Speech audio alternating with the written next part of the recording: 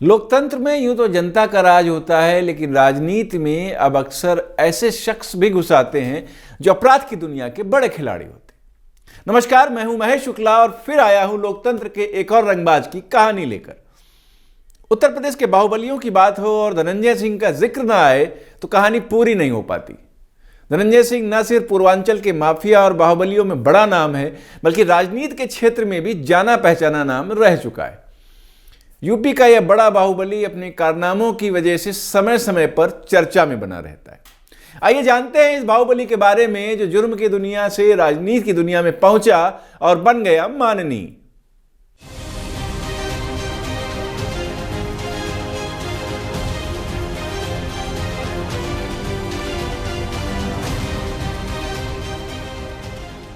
जौनपुर जिले के बनसफा में सामान्य परिवार में जन्मे धनंजय ने जौनपुर के टीडी कॉलेज से छात्र राजनीति की शुरुआत की।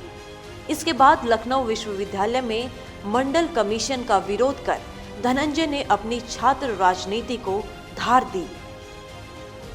लखनऊ विश्वविद्यालय में ही बाहुबली अभय सिंह के संपर्क में धनंजय आया और फिर हत्या, सरकारी ठेकों से वसूली, रंगदारी जैसे मुकदमों में नाम आने की वजह से धनंजय सुर्खियों में रहा। 1998 तक धनंजय का नाम लखनऊ से लेकर पूर्वांचल तक में सुर्खियों में आ चुका था और उस पर पुलिस की ओर से 50,000 का इनाम घोषित हो चुका था। अक्टूबर 1998 में पुलिस ने बताया कि 50,000 के इनामी धनंजय सिंह 3 अन्य बदमाशों के साथ भदोही मिर्जापुर रोड पर स्थित एक पेट्रोल पंप पर डकैती डालने आए थे। पुलिस ने दावा किया कि मुठभेड़ में धनंजय सहित 4 बदमाश मारे गए। हालांकि धनंजय जिंदा था और भूमिगत हो गया था। फरवरी 1999 में धनंजय पुलिस के सामने पेश हुआ तो भदोही की फर्जी मुठभेड़ का पर्दाफाश हुआ। धनंजय के जिंदा सामने आने पर मानवाधिकार आयोग ने जांच शुरू की और फर्जी मुठभेड़ में शामिल रहे 34 पुलिसकर्मियों पर मुकदमे दर्ज हुए। बड़े कम समय में ही बाहुबली धनंजय सिंह ने अपराध की दुनिया में बड़ा नाम कर लिया था। धनंजय सिंह की लखनऊ विश्वविद्यालय में एक और बाहुबली अभय सिंह से दोस्ती भी खासी चर्चा में रही, लेकिन यह दोस्ती ज्यादा दिन तक चली नहीं। धनंजय ने जौनपुर के टीडी कॉलेज में छात्र राजनीति में कदम रखा। इसके बाद वह लखनऊ विश्वविद्यालय पहुंचा और जल्द ही लखनऊ की आपराधिक गतिविधियों में शामिल हो गया।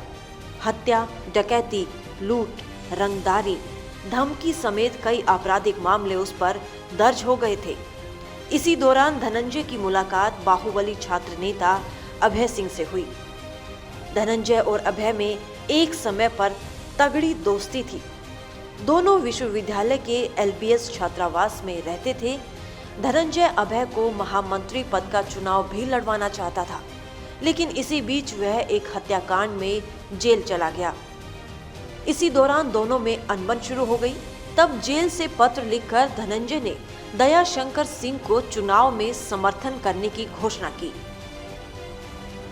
दयाशंकर सिंह वर्तमान में भारतीय जनता पार्टी के नेता हैं। अभय सिंह और धनंजय के बीच विवाद की मुख्य वजह वसूली थी। 2002 आते आते धनंजय सिंह और उनके बाहुबली दोस्त अभय एक दूसरे के खिलाफ हो गए। नतीजतन अक्टूबर 2002 में बनारस जा रहे धनंजय के काफिले पर नदेसर में टकसाल टॉकीज के सामने गोलीबारी हुई। नदेसर के लोगों ने देखा कि दोनों तरफ से जमकर गोलियां चली थी। इस गोलीबारी में धनंजय के गनर सहित 4 लोग घायल हुए थे। प्रकरण को लेकर धनंजय ने कैंट थाने में अभय सिंह के खिलाफ मुकदमा दर्ज कराया था। जुर्म और अपराध की दुनिया में नाम करने के बाद बाहुबली धनंजय सिंह को अब पावर की कमी अखर रही थी। उसे चाहिए थी सत्ता की ताकत।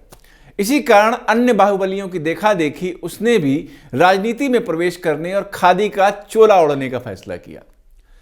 उत्तर प्रदेश की राजनीति में यह एक आम बात है जब अपराधी खादी पहन लेते। धनंजय सिंह का राजनीतिक करियर 2002 में रारी विधानसभा सीट से जीत के साथ शुरू हुआ। यह सीट अब मल्हनी के रूप में जानी जाती है। उस वक्त यह सीट भी यादव बाहुल मानी जाती थी। बावजूद इसके बाहुबली की छवि के चलते धनंजय पहले विधायक बने और फिर सांसद। इस सीट का समीकरण धनंजय के लिए फायदेमंद रहा। मुस्लिम, दलित, ब्राह्मण और क्षत्रिय वोटों के साथ ही यादव वोटों का कुछ हिस्सा अपने पक्ष में कर लेने के चलते धनंजय रारी से 2 बार जीते। जौनपुर के लोग जानते हैं कि 2002 में जौनपुर में विनोद नाटे नाम के एक बाहुबली नेता हुआ करते थे। विनोद को कुख्यात मुन्ना बजरंगी का भी गुरु कहा जाता है। विनोद नाटे ने रारी विधानसभा से चुनाव जीतने के लिए खासी मेहनत की थी। इसी बीच सड़क दुर्घटना में विनोद की मौत हो गई। इसके बाद धनंजय ने विनोद की तस्वीर को अपनी राजनीति का सहारा बनाया और जगह जगह उनका जिक्र कर लोगों की संवेदनाएं बटोरते हुए 2002 में वह रारी से निर्दलीय विधायक बने। 2007 के विधानसभा चुनाव में धनंजय ने जनता दल यूनाइटेड के विधायक के तौर पर जीत दर्ज की। 2008 में धनंजय बहुजन समाज पार्टी में शामिल हो गए। 2009 के लोकसभा चुनावों में मायावती ने बाहुबली धनंजय सिंह को जौनपुर लोकसभा सीट से चुनावी मैदान में उतारा। धनंजय सिंह को 2009 के लोकसभा चुनाव में लगभग 3 लाख वोट मिले और सपा प्रत्याशी पारसनाथ यादव को करीब 2 लाख के आसपास वोट मिली और इस तरह पूर्वांचल का ये बड़ा बाहुबली चुनाव जीतकर देश की संसद में पहुंच गया। लेकिन बसपा के साथ बाहुबली धनंजय सिंह की नजदीकी ज्यादा दिन नहीं चल सकी। 2011 में बसपा सुप्रीमो मायावती ने धनंजय सिंह को पार्टी विरोधी गतिविधियों में संलिप्त होने के आरोप में बाहर का रास्ता दिखा दिया और उसकी गिरफ्तारी भी करा दी। 2012 के विधानसभा चुनाव में धनंजय ने अपनी पूर्व पत्नी डॉक्टर जागृति को निर्दलीय प्रत्याशी के तौर पर मल्हाने से उतारा, लेकिन वह हार गई।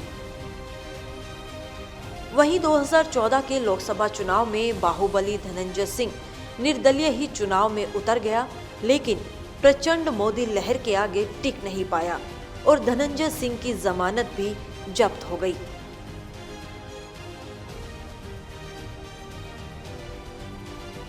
साल 2013 की बात है जब बाहुबली धनंजय सिंह और उनकी पत्नी पर नौकरानी की हत्या का आरोप लगा। इसमें धनंजय सिंह और उनकी पत्नी जागृति सिंह को जेल भी जाना पड़ा। साउथ एवेन्यू स्थित कोठी नंबर 175 में रहने वाली धनंजय सिंह की पत्नी जागृति सिंह पर घरेलू नौकरों ने मारपीट का आरोप लगाया। जागृति सिंह पर नौकरानी की पीट कर हत्या करने का आरोप भी लगा। इस पर पुलिस ने जागृति से पूछताछ कर आईपीसी की धारा 302 व 307 के तहत एफआईआर दर्ज कर उन्हें गिरफ्तार कर लिया। जागृति सिंह ने नौकरानी राखी को गुस्से में इतना पीटा कि उसकी मौत हो गई। इस केस में धनंजय सिंह पर भी आरोप लगे। धनंजय सिंह को नौकरानी की हत्या के सबूत मिटाने के आरोप में गिरफ्तार किया गया। यूपी के इस बाहुबली पर तमाम संगीन आपराधिक मामले दर्ज हैं। तमाम मामलों में बाहुबली धनंजय सिंह जेल की हवा भी खा चुका है। धनंजय सिंह के आपराधिक मामलों की एक लंबी फेहरिस्त है। धनंजय सिंह का नाम राजधानी में होने वाले बड़ी वारदातों में जुड़ता रहा है। बीते कुछ सालों में शायद ही ऐसी बड़ी हत्याकांड की घटना हो जिसके तार धनंजय सिंह से नहीं जुड़े हों। अजीत हत्याकांड में शूटर का इलाज कराने के बाद से बाहुबली एक बार फिर चर्चा में है। कई घटनाओं में धनंजय का नाम आने के बावजूद क्लीन चिट मिलना बताता है कि खाकी और खादी में धनंजय की दखल है। लखनऊ में धनंजय पर 1.5 दर्जन से अधिक मुकदमे दर्ज हो चुके हैं। हालांकि अधिकांश में उन पर दोष सिद्ध नहीं हो पाया। राजधानी से धनंजय का 3 दशक पुराना नाता है। 90 के दशक में धनंजय विश्वविद्यालय से चर्चा में आए। छात्र गुटों के बीच आपसी प्रभुत्व को लेकर धनंजय के साथ लंबी फौज थी। वर्ष 2002 में रारी से विधायक चुने जाने से पहले धनंजय का चेहरा अपराध की दुनिया में एक बड़ा नाम बनकर उभरा। बस फिर क्या था? लखनऊ में एक के बाद एक कई हत्याकांड से बाहुबली चर्चा में बने रहे। गौतमी नगर में ठेकेदार की हत्या में भी उन पर आरोप लगे। 6 मई 2016 को विकास नगर में डबल मर्डर में भी धनंजय के तार खंगाले गए। बाहर ही नहीं, घर के भीतर भी धनंजय पर आरोप लगे। 2007 में धनंजय की पहली पत्नी मीनाक्षी की संदिग्ध परिस्थितियों में मौत हो गई। धनंजय पर आरोप लगे मगर पुलिस ने क्लीन चिट दी। वर्ष 1997 में भी हुई एक चर्चित हत्याकांड में धनंजय को आरोपित बनाया गया था। हजरतगंज में वर्ष 2019 में वजीरगंज निवासी सगे भाइयों को गोली मारने के मामले में भी बाहुबली का नाम सामने आया था। हजरतगंज कोतवाली में धनंजय सिंह पर एफआईआर भी दर्ज की गई थी। 1990 में हाई स्कूल में पढ़ने के दौरान लखनऊ के महर्षि विश्वविद्यालय के एक पूर्व शिक्षक गोविंद उनियाल की हत्या में पहली बार धनंजय का नाम आया। हालांकि पुलिस इस मामले में आरोप साबित नहीं कर पाई। यहीं से उन पर आपराधिक मामलों में जुड़ने के आरोप लगने शुरू हुए।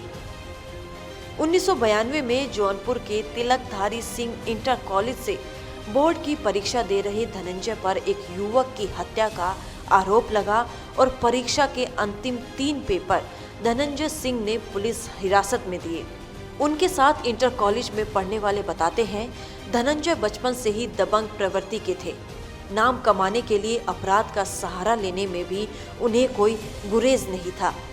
1997 में बीएसपी नेता मायावती के शासनकाल में बन रहे अंबेडकर पार्क से जुड़े लोक निर्माण विभाग के इंजीनियर गोपाल शरण श्रीवास्तव की ठेकेदारी के विवाद में हत्या कर दी गई।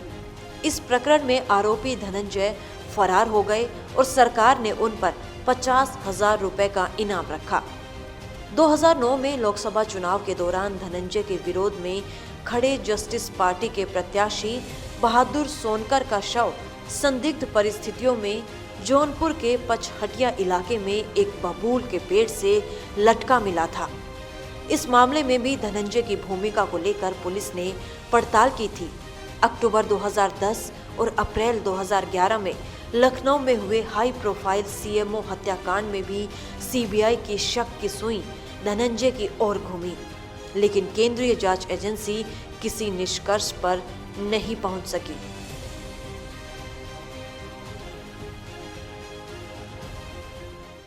अपराध की दुनिया में कुख्यात होने के बाद धनंजय सिंह ने राजनीति में भी खासा नाम और मुकाम हासिल कर लिया था।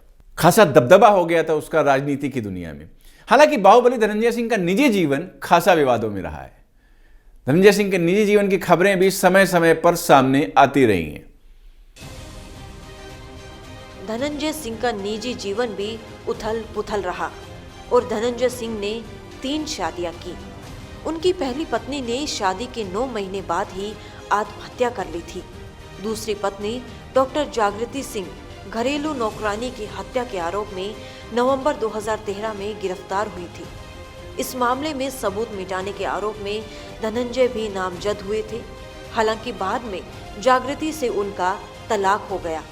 2017 में धनंजय ने दक्षिण भारत के एक बड़े कारोबारी परिवार से ताल्लुक रखने वाली श्रीकला रेड्डी से पेरिस में तीसरी शादी की।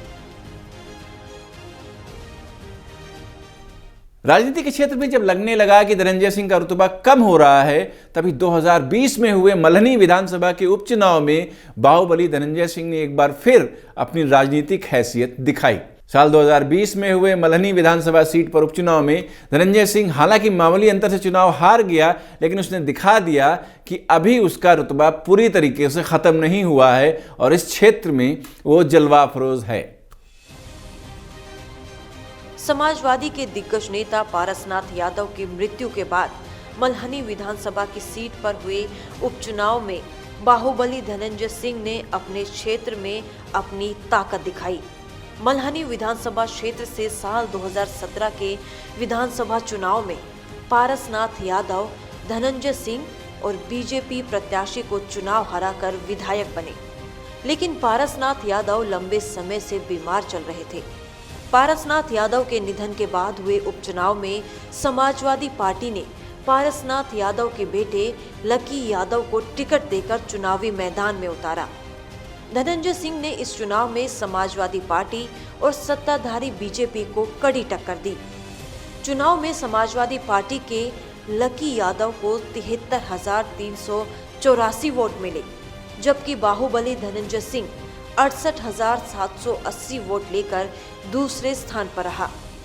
वहीं सत्ताधारी बीजेपी तमाम कोशिशों के बावजूद चुनाव जीतने में कामयाब नहीं हो सकी। बीजेपी प्रत्याशी को मात्र 28,803 वोट ही मिल सके और बीजेपी प्रत्याशी तीसरे स्थान पर रहा। बाहुबली धनंजय सिंह ना तो खुद चुनाव जीता, ना ही बीजेपी को जीतने दिया। Bureau report, parliamentary business. Purvanchal का यह बड़ा बाहुबली नेता हालांकि लगातार चुनाव हार रहा है। धनंजय सिंह ने अपना आखिरी चुनाव साल 2009 में जीता था। उसके बाद धनंजय सिंह लगातार हार का सामना कर रहा है, लेकिन इलाके में धनंजय सिंह का रसूख अभी कायम है। देखना दिलचस्प होगा कि आगे बाहुबली कहां तक जाता है, इसकी राजनीति इसे किस दिशा में ले जाती है।